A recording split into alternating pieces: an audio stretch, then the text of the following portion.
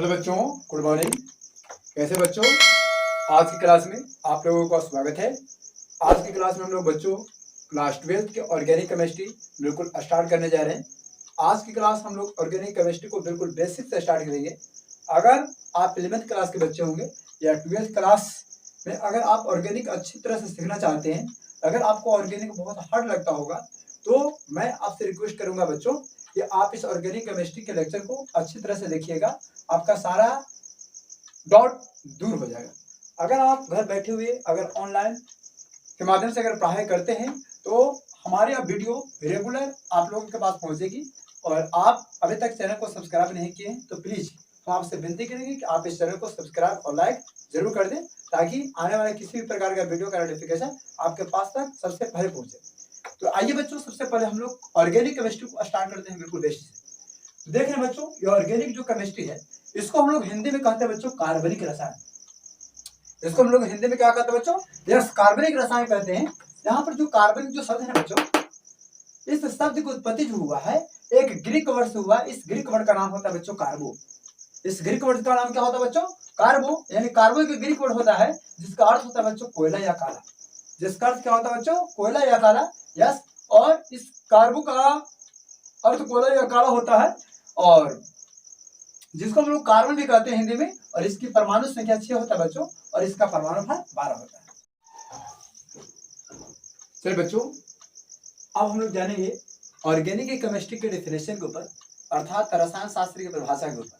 लेकिन रसायन शास्त्र की परिभाषा जानने से पहले सबसे पहले आइए हम लोग जान लेते हैं कि ऑर्गेनिक केमिस्ट्री का जनक किनको कहा जाता है, यानी फादर ऑफ ऑर्गेनिक केमिस्ट्री किनको कहा जाता है।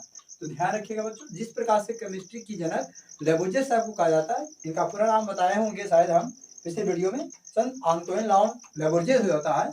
उसी प्रकार से ऑर्गेनिक केमिस्ट्री के पिता कहा जाता है बच्चों J.H. वॉन हॉफ को। ध्यान रखिएगा बच्चों, ऑर्गेनिक केमिस्ट्री का फादर किनको कहा जाता है? J.H. वॉन हॉफ को। इनका पूरा नाम होता है जैकब हेनरिकस। क्या नाम होता है पूरा बच्चों? Jacob Henricus von Hoff. तो चलिए आइए बच्चे, अब हम लोग ऑर्गेनिक केमिस्ट्री के डेफिनेशन के ऊपर डिस्कस करते हैं। देखिए बच्चे, ऑर्गेनिक केमिस्ट्री के हम यहाँ पर एक नहीं बल्कि 3 डेफिनेशन बता दिए। आइए बच्चे, सबसे पहले फर्स्ट में हम लोग डेफिनेशन के बारे में चर्चा करते हैं। देखिए बच्चों, काफी समय पहले की बात है, लगभग कुछ ज्यादा समय पहले की बात नहीं, लेकिन फिर भी 250 साल पहले की बात है, कि जिस धरती पर जितने भी कंपाउंड थे, अर्थात इस धरती पर जितने भी यौगिक का निर्माण हुआ था, उन सारे यौगिकों को वैज्ञानिक लोगों ने क्लासिफाइड करना चालू कर दिया था। यानी कौन सा यौगिक जो है कार्बनिक यौगिक है और कौन सा यौगिक जो है अकार्बनिक यौगिक है। तो इस धरती पर उस समय की बात है, लगभग 250 साल पहले, तो कार्बनिक यौगिक जितने भी थे वो सारे के सारे किसी न किसी अगर स्रोत से प्राप्त हुए थे तो शायद सजीव स्रोत थे, यानी लिविंग थिंग थे। लेकिन जितने भी उस समय अकार्बनिक यौगिक प्राप्त हुए थे साइंटिस्ट लोगों के द्वारा, तो सारे के सारे यौगिक जो थे वह निर्जीव स्रोत से प्राप्त हुए, अर्थात वे किसी न किसी खनिज से प्राप्त हुए। जिसे बात किया जाए कोई सभी अकार्बनिक यौगिक के बारे में बात करते हैं, जैसे नाइट्रेट NO3 तो ये प्राप्त होता है सोडियम नाइट्रेट से, NaNO3। उसी प्रकार से बात करते हैं अगर आप NaCl तो ये प्राप्त होता है रॉक साल्ट से, रॉक साल्ट से। उसी प्रकार से अगर बात करते हैं आप सल्फेट, ये प्राप्त होता है CaSO4 से, जिसको हम लोग कहते हैं बच्चों कैल्शियम सल्फेट। तो सारा के सारा जो पदार्थ है ये सब होता है आपका अकार्बनिक यौगिक, निर्जीव स्रोत है। ऐसे सारे निर्जीव स्रोतों से प्राप्त जो था यौगिक, इन सारे यौगिकों को हम लोग कहते हैं बच्चों अकार्बनिक यौगिक। लेकिन उस समय जितने भी कार्बनिक यौगिक थे वे सारे के सारे कार्बनिक यौगिक लिविंग थिंग्स से प्राप्त हुए थे, अर्थात सजीव स्रोतों से प्राप्त हुए। जैसे चीनी जो था वो गन्ना के रस से प्राप्त हुआ था। तो गन्ना के रस क्या है? सजीव स्रोत ही तो है, गन्ना से प्राप्त हुआ था। गन्ना एक प्रकार का सजीव स्रोत में आता है। उसी प्रकार से फॉर्मिकम चींटी के डंक में पाया जाता है, ये भी सजीव स्रोत है। ग्लूकोज ये भी पेड़ पौधों के माध्यम से बनाए जाते हैं। तो उस समय की बात है बच्चों, लगभग 250 साल पहले की,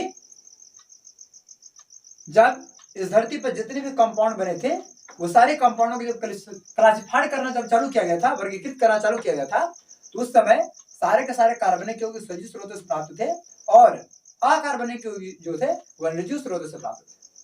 तो इसी तथ्य को लेकर सन 1807 ईस्वी के आसपास में एक स्वीडिश वैज्ञानिक थे, स्विट्जरलैंड के वैज्ञानिक थे, जिसका नाम था जे बर्जीलियस। क्या नाम था बच्चों? जे बर्जीलियस। उन्होंने कहा कि क्यों ना मौका देकर चौका मार लिया जाए, और उन्होंने चौका मारने का काम भी किया और उन्होंने इस बात को बोल दिया, सारे लोगों के बीच फैला दिया कि देखिए बच्चों, देखिए भाइयों, देखिए बहनों, इस धरती पर जितने भी कार्बनिक यौगिक हैं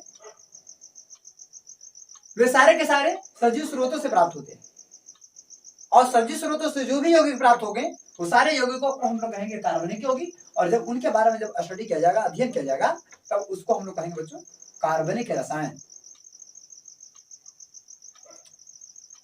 इस तरह के बात का नाम था बच्चों जे बर्जीलियस का। तो ध्यान रखिएगा, जे बर्जीलियस के अनुसार कार्बनिक यौगिक का परिभाषा या कार्बनिक रसायन का परिभाषा हम लोग क्या देंगे सन 1807 ईस्वी में। स्वीडिश वैज्ञानिक, कहीं कहीं 1807 भी आता है, कहीं कहीं 1809 भी आता है, तो आप ध्यान रखिएगा, एनसीईआरटी बुक 1807 देता है। तो 1807 ईस्वी में स्वीडिश वैज्ञानिक जे बर्जीलियस ने कहा था कि सजीव स्रोतों से प्राप्त यौगिकों को क्या कहता है बच्चों? कार्बनिक यौगिक कहा जाता है, और इसके बारे में अध्ययन करना क्या कहलाता है बच्चों? कार्बनिक रसायन कहलाता है। आइए बच्चों, अब हम लोग कार्बनिक रसायन का सेकंड परिभाषा जानते हैं।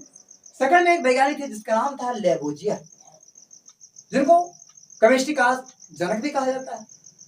आइए बच्चों, हम लोग लेबोजियर के अनुसार केमिस्ट्री के ऑर्गेनिक केमिस्ट्री का डेफिनेशन जानते हैं। इनका क्या नाम था बच्चों कि कार्बन तथा हाइड्रोजन से मिलकर, और सारे कार्बनिक यौगिक ऐसे होते हैं जिसमें कार्बन और हाइड्रोजन पाए जाते हैं, तो इनका यही का नाम था कि कार्बन तथा हाइड्रोजन से मिलकर बने यौगिकों को हम लोग कहेंगे कार्बनिक यौगिक, और जब इसके बारे में अध्ययन करेंगे तो उसको कहेंगे कार्बनिक रसायन। और कुछ एग्जाम्पल देख लेते हैं जिसमें कार्बन और हाइड्रोजन पाया जाता है। बात करते हैं बच्चों अगर आप मीथेन का, तो मीथेन का फॉर्मूला होता है बच्चों CH4। एसिटिलीन के बारे में बात करते हैं, इसका फॉर्मूला होता है C2H2। एथिलीन के बारे में बात करते हैं, उसका फॉर्मूला होता है बच्चों C2H4।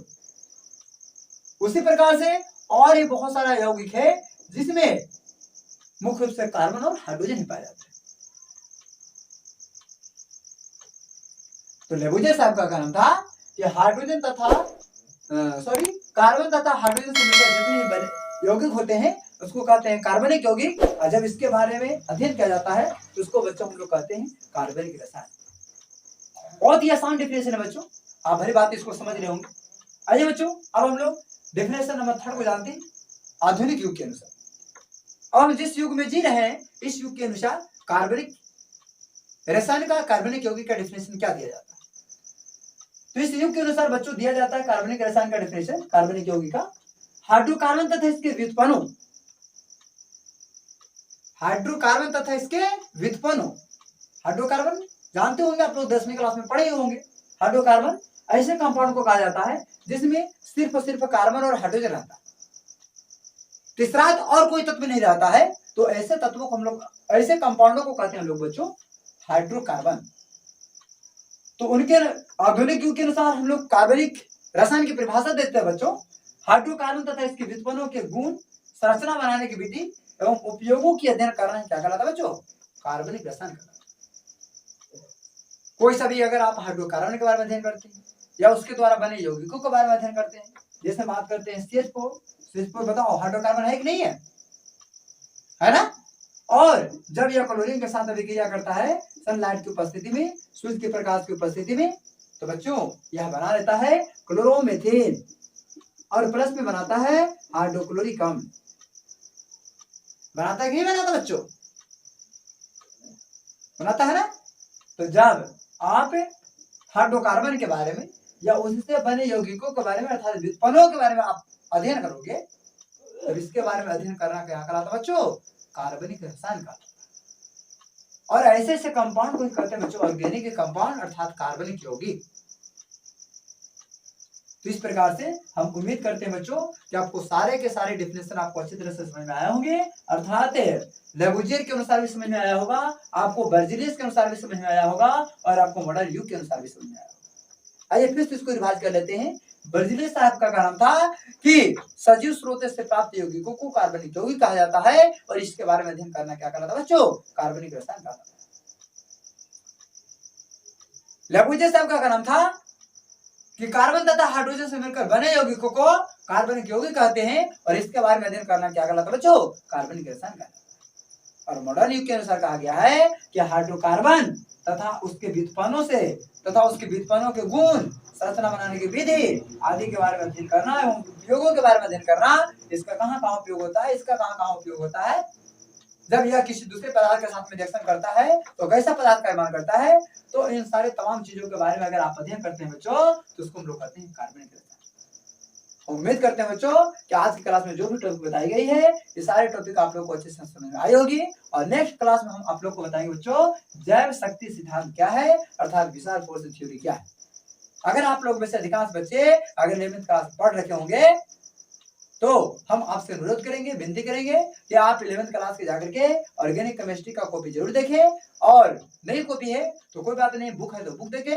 अगर वो भी नहीं है तो आप 10th क्लास जरूर पढ़ोगे। आप 10th क्लास में जाकर के एक बार जरूर देख लें कि ऑर्गेनिक केमिस्ट्री में हम लोग जब चैप्टर पढ़े थे, चौथे चैप्टर कार्बन तथा उसके यौगिक 10वीं क्लास में, तो उसमें जीवन शक्ति के सिद्धांत के बारे में क्या जानकारी दिया गया था, कौन इसको दिए थे, कैसे यह समाप्त हुआ था, इसके बारे में आप लोग को फुल इन्फॉर्मेशन पता करके आपको घर से आना है।